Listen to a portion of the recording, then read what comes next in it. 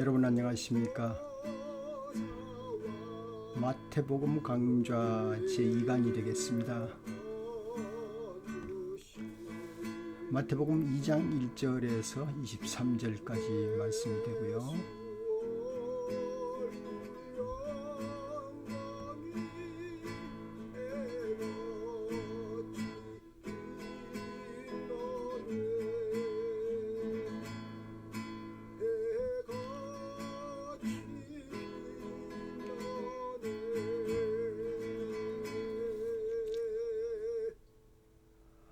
마태와 누가 모두 60년, 50년 그 정도에서 기록됐다고 보는데요.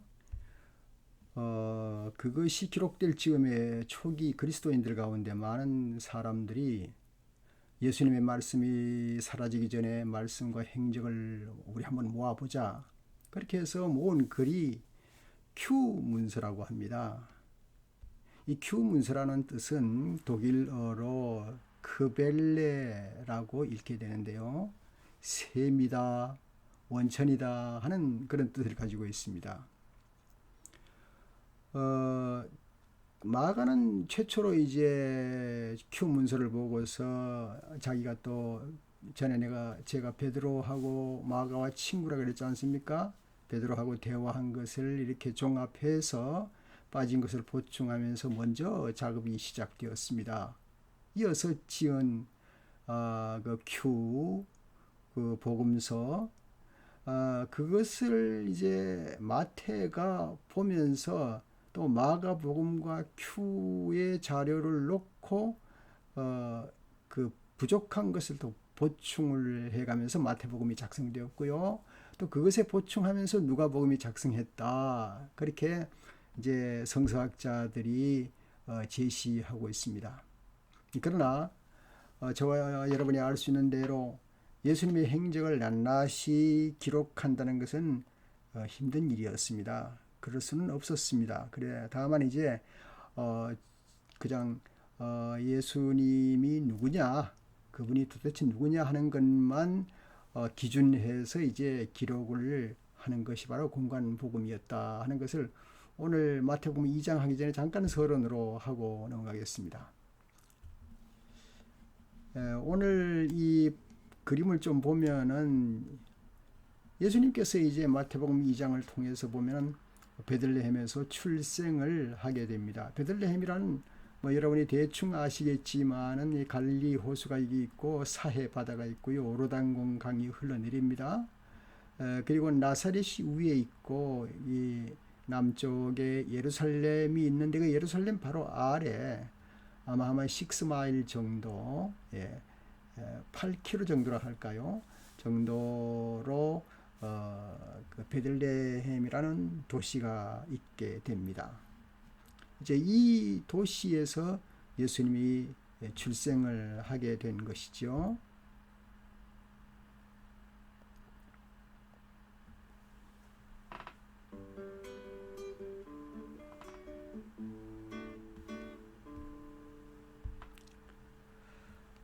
예수님께서 나신 곳은 베들레헴입니다. 조금 전에 말씀드린 대로 예루살렘에서 조금 떨어진 곳이고요. 옛적에는 에불라시라고 부르기도 했습니다. 베들레헴은 긴 역사를 가지고 있습니다. 그 역사를 거슬러 올라가면은 먼저 야곱이 라헬을 거기에다가 장사를 하였고 그 무덤 곁에 돌비를 세웠습니다. 창세기 35장에 이제 기록을 볼 수가 있죠. 룻이 그 베들레헴에서 보아스를 만난 사건이 있죠. 그래서 그 보아스를 만나서 이제 결혼을 해서 여기에 살았던 적이 있습니다. 그 다음에는 다윗이 산 위로 도피했을 때에 그가 전쟁 중에 상당히 힘들었습니다. 그래서 목도 마르고 그랬는데요. 그때 베들레헴의 우물이 저 멀리 보였습니다. 그럴 때에 새 용사가 목숨을 걸고 그 우물에 물을 떠오는 장면이 있죠. 기억납니다. 그리고 그 이후에 그런 사건이 있은 다음에 르호보암이 베들레헴 성읍을 건축하게 됩니다.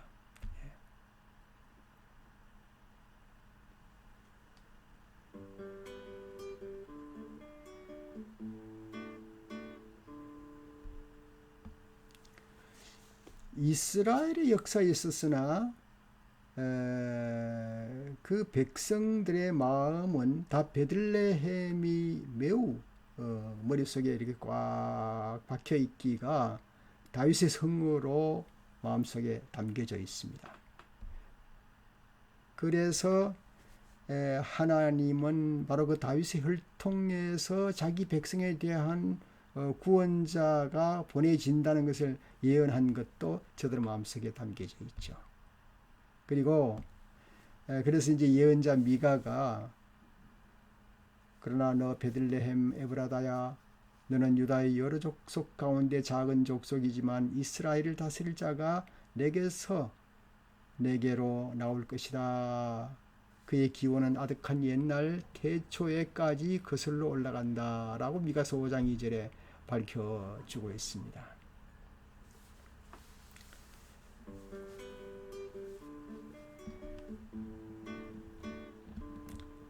자, 성경에 보면은 이제 2장 말씀에 유난히 이제 헤롯이라는 사람이 등장을 하는데요. 거의 본문에 한 7번 나타납니다. 그러면 오늘 헤롯에 대해서 조금 살펴보지 아니할 수가 없군요. 동방 박사들이 이제 와서 유대인의 왕으로 나신 아기를 찾는다고 할 때에 그 말을 헤롯이 듣고 헤롯이 아주 반응을 강하게 하죠. 사실은 뭐 어떤 왕이라도 자기의 왕위를 계승하기 위해서 한 아기가 태어났다고 하는 소식을 들으면은 마음 편할 왕이 어디 있겠습니까? 헤롯은 이제 그 출생이 말이죠. 반은 유대인이고 반은 에돔 사람이었습니다. 그래서 그의 피에는 에돔인의 피가 흐르고 있었다고 합니다. 그는 여러 전쟁과 특별히 그 팔레스틴 전쟁에서 로마에 공을 세웠습니다. 그래서 로마 제국을 대신해서 로마로부터 동맹왕이라는 칭호를 받게 되는 것이죠. 그래서 유대를 다스리는 왕이 되었습니다. 물론 이제 처음에는 47년에 BC 47년에 총독으로 임명을 했습니다. 그러나 나중에 다시 BC 40년에요. 왕이라는 칭호를 7년 동안 아주 공적을 많이 세웠던가 봅니다. 그 칭호를 얻게 됩니다. 자, 헤롯 얘기를 조금 더 생각해 보겠는데요.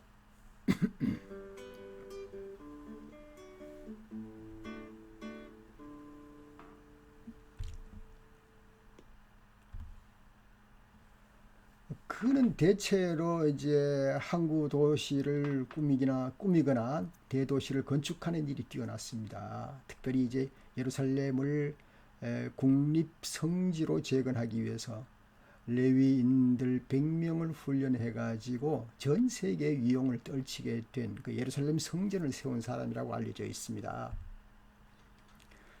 그리고 그는 BC 25년에 백성들이 굶주릴 때에 자기 금접시를 녹여서 식량을 사드리기로 했다고 하는 그런 관대함도 기록되어 있습니다. 그러나 그는 오늘 본문에도 보았듯이 성격상 못된 결함을 가지고 있는데요. 거의 미친 것 같은 의심증을 가지고 있었습니다. 2살 아래 아이를 다 살해하는 것, 보통 일은 아니죠. 엄청난 사건이죠. 라마에서의 통곡이죠. 그 성격이 원래 그렇다고 합니다. 일단 누구를 반역자로 의심을 하게 되면 가차 없이 제거하는 그런 사람이었습니다.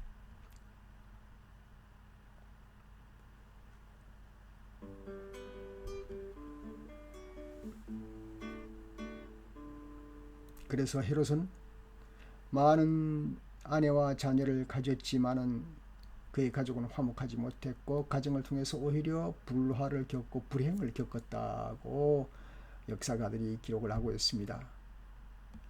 그는 BC 29년에 마리암네 1세를 처형했습니다. 그녀를 통해서 얻은 두 아들도 BC 7년에 처형을 하였습니다. 자, 로마 황제 아우구스투누스가 아니에요. 아우구스투스입니다. 신학자 아우구스투누스하고 비슷하네요. 이름이요. 헤롯을 두고 이런 말을 했습니다. 헤롯의 아들이 되는 것보다 헤롯의 돼지가 되는 것이 더 안전하다. 그렇지 않겠습니까? 사람이니까 처형을 당하죠.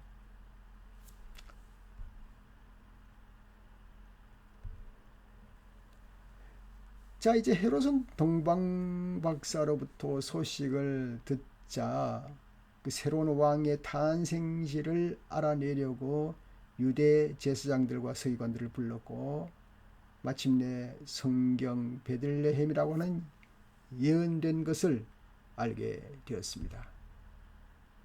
그러나 16절에 헤롯이 박사들에게 속은 줄 알고 시민화하여 사람을 보내서 베들레헴 그 모든 지경 안에 있는 사내 아이를 모두 죽이기로 하여 라마에서의 통곡이 일어나게 되는 것입니다. 이건 역시 예레미야에게 예고된 사건이었습니다.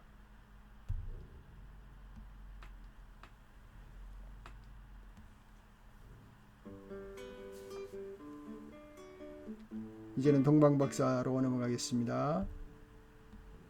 동방박사들은 유대 왕의 탄생을 알리는 특별한 별을 보게 되었습니다. 동쪽에서 예루살렘 쪽을 향해서 여행을 하게 됩니다. 이 박사들은 점성술사들이었습니다. 이들의 역할은 단순히 별을 연구하는 정도가 아니라 별에 대한 정확한 해석과 결합된 천문학적 관찰자들이었습니다. 그들은 왕의 조언자로서 동방나라들의 궁정에서 두드러진 역할을 하였습니다. 동방이란 아마도 메소포타미아, 그러니까 오늘날의 이라크라고 볼 수 있는 그런 곳인데요. 박사들이 이 별을 관찰할 때에 그럴 때에 팔레스틴 지역에서 중요한 왕의 탄생이 있었다는 결론을 내리게 됩니다. 나중에 이제 기록에 의하면은 중국에서도 주전 5년 혹은 4년에 매우 두드러진 것이 발견되었다고 하는데요.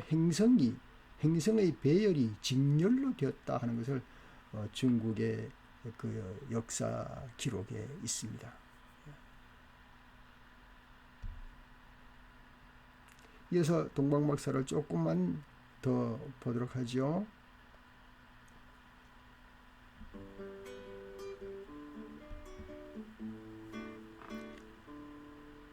별을 따라 베들레헴에 도착한 박사들은 어떤 집 위에 별이 머물러 있는 것을 보았습니다.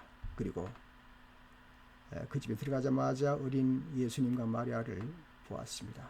그들은 예수님께 경배한 후에 황금과 유황과 몰약을 예물로 바쳤습니다. 거기에 대한 귀한 의미는 여러분께서 또 많이 다른 어떤 정보나 또 설교 말씀을 통해서 우리 들을 수가 있겠습니다.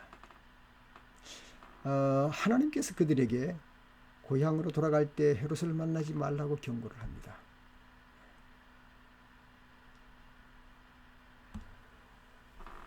그 다음에 예수님의 피난과 복귀를 이제 살펴보도록 하겠습니다.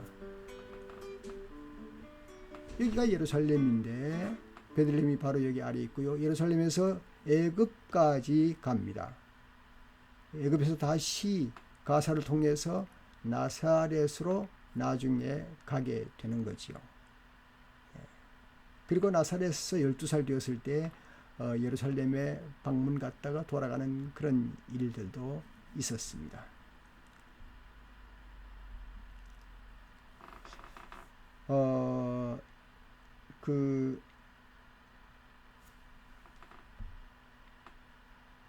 하나님께서는 천사를 통해서 요셉에게 마리아와 예수님을 데리고 애굽으로 피하라고 말씀하셨습니다. 당시 고대인들은 말이죠, 하나님이 자기의 뜻을 꿈을 통해서 사람에게 전달한다는 사실을 의심하지 않았습니다. 그래서 요셉은 애굽으로 피난하라는 경고를 받게 됩니다.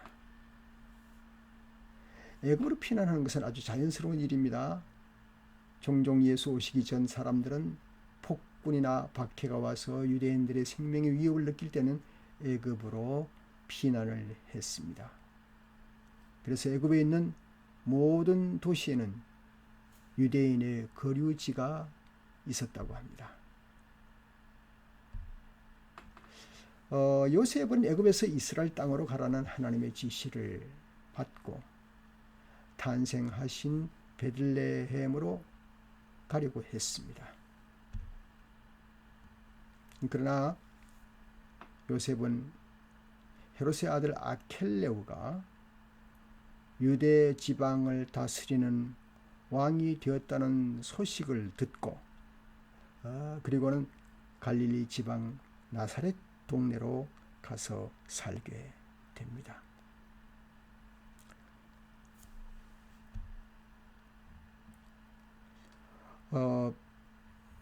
이제 이후에 많은 그리스도인들이 그리스도인이라 그러면 그가 나사렛 사람이라는 별명을 듣게 되는 것입니다. 결론을 보기 전에 먼저 본문을 쭉 한번 읽고 결론을 보도록 하겠습니다. 마태복음 제2장. 헤롯 왕 때에 예수께서 유대 베들레헴에서 나심에 동방으로부터 박사들이 예루살렘에 이르러 말하되 유대인의 왕으로 나시니가 어디 계시냐? 우리가 동방에서 그의 별을 보고 그에게 경배하러 왔노라 하니 헤롯 왕과 온 예루살렘이 듣고 소동한지라.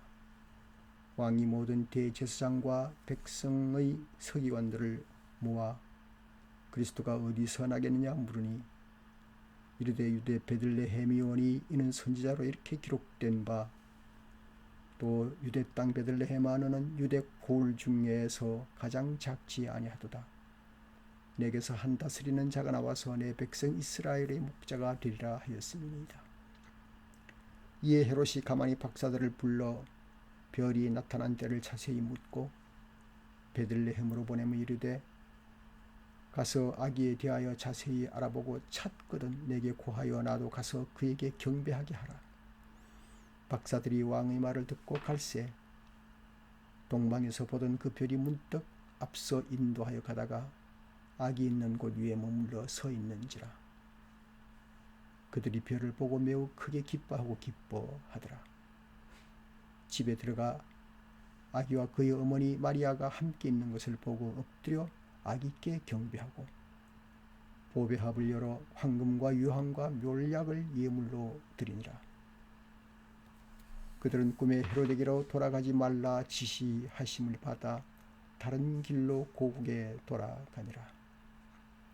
그들이 떠난 후에 주의 사자가 요셉에게 현몽하여 이르되 헤롯이 아기를 찾아 죽이려 하니 일어나 아기와 그의 어머니를 데리고 애굽으로 피하여 내가 내게 이르기까지 거기 있으라 하시니 요셉이 일어나서 밤에 아기와 그의 어머니를 데리고 애굽으로 떠나가 헤롯이 죽기까지 거기 있었으니 이는 주께서 선지자를 통하여 말씀하신 바 애굽으로부터 내 아들을 불렀다 함을 이루려 하심이라.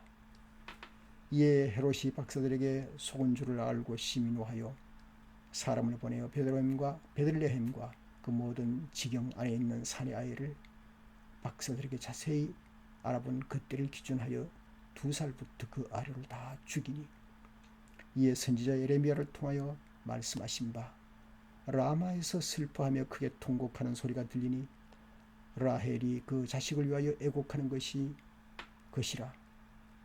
그가 자식이 없으므로 위로받기를 거절하였도다 함이 이루어졌느니라. 헤롯이 죽은 후에 주의 사자가 애굽에서 요셉에게 현몽하여 이르되 일어나 아기와 그의 어머니를 데리고 이스라엘 땅으로 가라. 아기의 목숨을 찾던 자들이 죽었느니라 하시니 요셉이 일어나 아기와 그의 어머니를 데리고 이스라엘 땅으로 들어가니라. 그러나 아켈라오가 그의 아버지 헤롯을 이어 유대의 임금됨을 듣고 거기 가기를 무서워하더니 꿈에 지시하심을 받아 갈릴리 지방으로 떠나가 나사렛이란 동네에 가서 사니 이는 선지자로 하신 말씀에 나사렛 사람이라 칭하리라 하심을 이루려 함이니라. 아멘. 결론으로 하나 이야기를 나누고 이제 말씀을 마치겠습니다. 한 아름다운 이야기가 있습니다. 그 요셉과 마리아가 예수를 데리고 애굽으로 피난할 때에 어느 지점에 피곤하여서 말이죠. 동굴을 찾아 그 안에 들어가 머물렀습니다. 그때에 거미가 예수를 위해서 뭔가를 하고 싶은 생각이 들었습니다. 야, 예수님을 위해서 뭘 할까? 그렇게 생각하다 거미는 가족들을 따뜻하게 하기 위해서 동굴 입구에 거미줄을 쳤습니다. 이후에 이제 헤롯이 파견한 군대가 동굴까지 와서 누가 있는가 조사하러 들어가려고 하다가 한 장교가 거미줄이 있고 하얀 서리가 덮여 있는 것을 보고 여기 거미줄을 보라. 누구든지 들어가려면 거미줄을 걷고 들어가야 하는데 이것은 분명히 빈 곳이다. 그리고 지나쳤다고 합니다. 그래서 예수님과 그 가족이 목숨이 살게 된 것이죠.